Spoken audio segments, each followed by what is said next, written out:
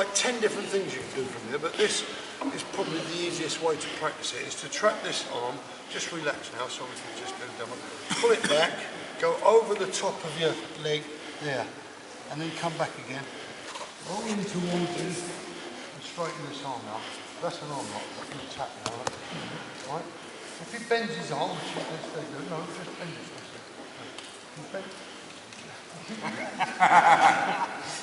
If he bends it, just lift it up this way, and you've got a bent arm lock. That's reverse figure 4 arm lock. So he can't get his arm out. So the worst scenario, if you've got this leg trapped, is this happening. This is the worst thing. If he can't get out of it, then all I've got to do is keep him flattened out. And you've got the arm. As soon as he straightens the arm, you've got the straight arm there. If he bends it again, just lift up. You can't do it, it's finished. So that's the worst scenario. Then the rest of it, just relax. Okay. Right, have a rest and I'll show you. Can I do what I need this one? So, if you've got the, if you get the foot in here, you've got it over the back, just relax a bit so I get the movement. Move this over and step.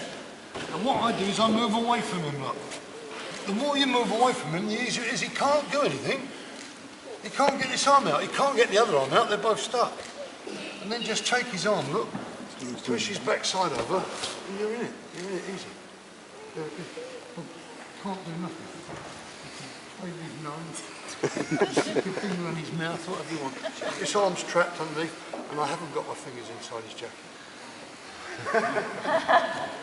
And I'm roll over and I'm lying my backside off, because I have really.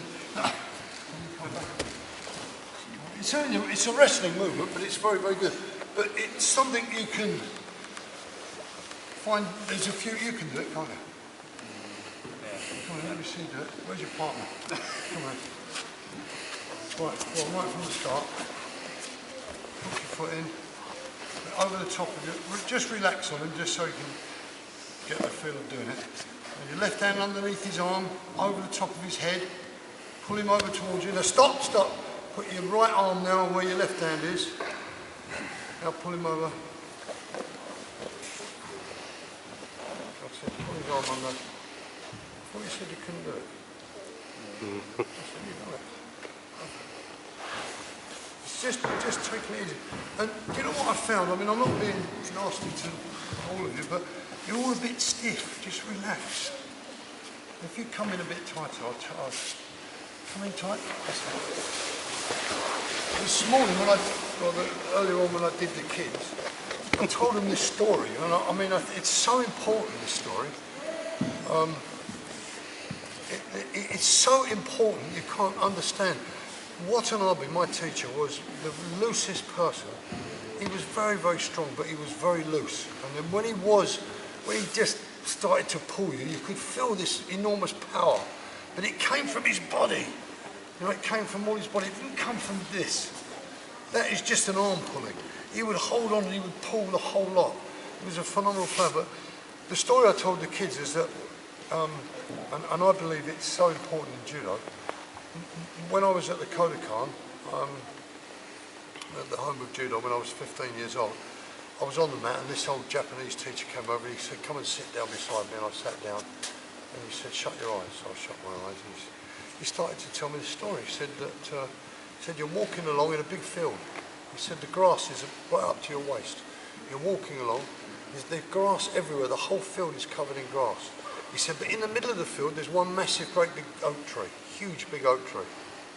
He said, and as you're walking, the wind starts blowing behind you. I'm cutting the story short now. He said, the wind blows. He said, it's blowing so hard, all the grass bends over. He said, the oak tree bits start to break off. He said, and the wind blows even harder, the grass goes right down to the floor, more oak tree breaks off. He said that the oak tree is still standing. He said, but bits are breaking off all over the place and branches are flying everywhere. Then he just said, open your eyes. He said, what's the strongest thing you saw? And I mean, I was only 15. I said, well, the oak tree was standing in the middle of the field right there. He said, no, he said, it's the grass. He said, because when the wind stopped blowing, he said the oak tree had lost loads and loads of branches. He said, but the grass just came back up again. He said, that's what you've got to do when you do judo. You've got to go with the flow. He said, relax. He said, go with it. Let the person throw you and try and twist out in the air. let the movement come. Don't try to be stiff on it. And you know, if you move around and you're like nice and loose and you keep pretending you're going to go left, pretending you're going to go right, the people get so confused, and that's exactly what happened with you just now. Who were you on with? Yeah, I mean, as soon as you held on to two lapels, he started getting a bit worried because he weren't too sure what was going to happen. Well, it's a very small thing, but it's very important. And the looseness is very, very, I think it's really important. You know, I just done a lot of groundwork with loads, and you're so stiff about it, just relax. Get the feel of how to do the movement and the actual thing you're learning, and then you can put a bit of strength into it after. Any questions on what we've done so far? Yes. How do you manage to relax when you've got butterflies jumping at you? Throughout in a competition or whatever. You get what, before a competition, you mean? Or, well, during. Well, it's a good question because in 1964 at the Olympic Games, we had 4 people from Great Britain. I was in the lightweight, but then we had one guy from Southern Ireland called John Ryan, who was, I think he was a 4th dan at that time. He was a great player. He would get to the side of the mat and go, and literally be sick. Just as they called him, he'd be okay. He'd get to the side of the mat, he'd be sick all over the place, nerves. Other people can't walk towards the mat. They walk a little bit and they get back, they walk back again, they walk forward, they walk back. They take a long time to get to the mat even, you know. Some people don't, I mean, I was very lucky, I never got any nerves, I didn't care about it at all. But 2 or 3 weeks before the competition, I'd get a boil come up, a really big boil. I mean, I had them on my neck, I've had them on my face, my back, massive, great big boil. And I went to the doctor, I said, look, this is ridiculous.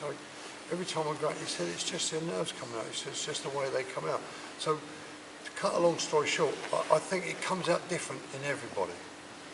And it's just something that you've got to cope with. You know, you can't avoid it. You just got to cope with it. You just got to say, well, this is going to happen, and you know it happens. But well, when you get a boil, it don't sound much, but then you can't practice. You know what I mean? If you get it on your neck, the jacket keeps rubbing it, and all this. You know, so it's kind of it was a way of slowing me up, I think. You know what I mean? That's it. So basically, everybody gets nerves in, and they all come out in different ways, and you've just got to cope with them. That's it. I can't. There's no other explanation. I mean, I'd rather get the balls than be sick on the side of the mat, to be honest. Any other questions? Have you enjoyed it today? Yep. Yeah. Any problems about what we've done so far? So what I really think you ought to do is, because I've run through them fairly quickly, but I think it's a good idea to, next time you come to the club, try and get somebody else that you didn't practice with today that probably knows it or doesn't know it, and then you can help each other and go through it again. But they're worth going over and keep going over them, because everything I've showed you actually works. I've done it categorically in big competitions. The strangle in particular, I've strangled loads of people that are unconscious with it, loads of people. Because if you keep it on and you don't try and put it on too quick, so if you're loose about it and put it on, the looser you are, believe it or not, the easier they go to sleep. They really do, because they don't feel any tension.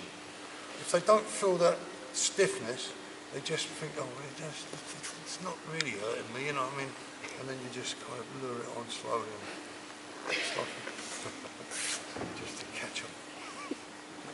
But that's true, that's exactly how it works. Any other questions? Anybody got any problems with what they're doing, a technique with